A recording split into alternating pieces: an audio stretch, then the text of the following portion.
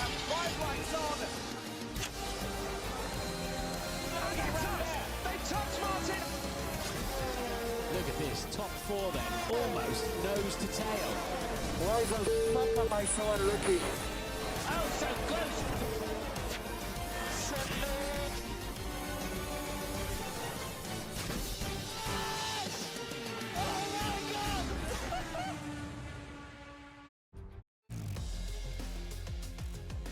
Forget pit stops, forget fuel management. It's pedal to the metal all the way here as we get ready for today's sprint.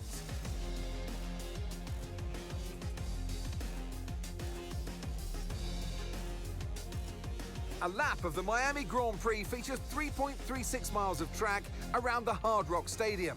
And 19 corners make up the Miami International Autodrome, which will challenge the drivers in a tight wheel-to-wheel race.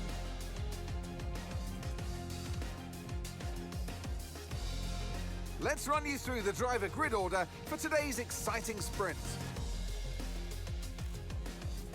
Max Verstappen put in a fantastic lap yesterday, and he'll start from pole position.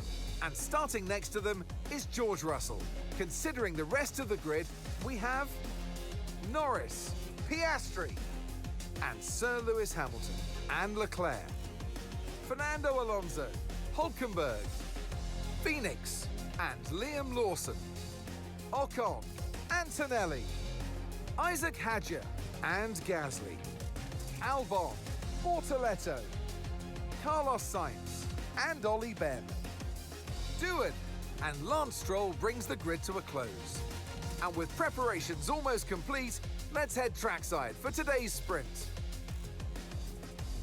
And alongside me here today in the commentary box, Anthony Davidson. Well, they say that a change is as good as a rest, and whilst there's not much rest on show in the sprint format today, there's definitely a change to what we're usually seeing on the track. Now, I'll be generous here. It's not that long ago that you were racing and entertaining us on a Sunday, but in the years since, the sport has changed quite a bit, hasn't it? Yeah, it really has, Crofty. You know, the cars have got bigger, they're heavier, but critically, there's more downforce to play with as well now. There was about 4 tons of downforce on the car at 300 kilometres an hour when I drove. You're now looking more towards 5 tons of downforce. So there's a big difference in performance.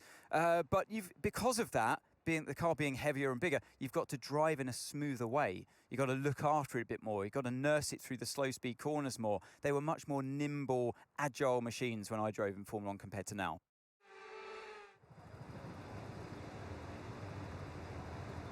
Here we go then. The formation lap is underway ahead of today's sprint.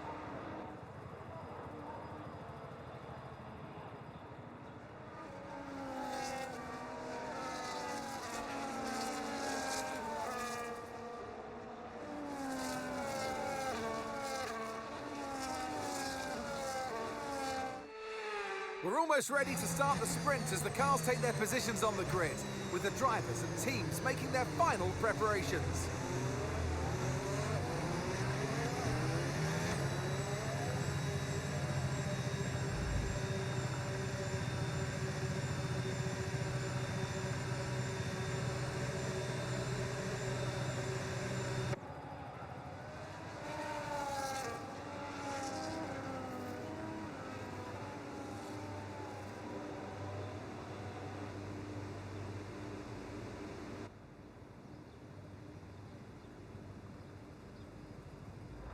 The drivers now look up to the 5 lights which are coming on one by one.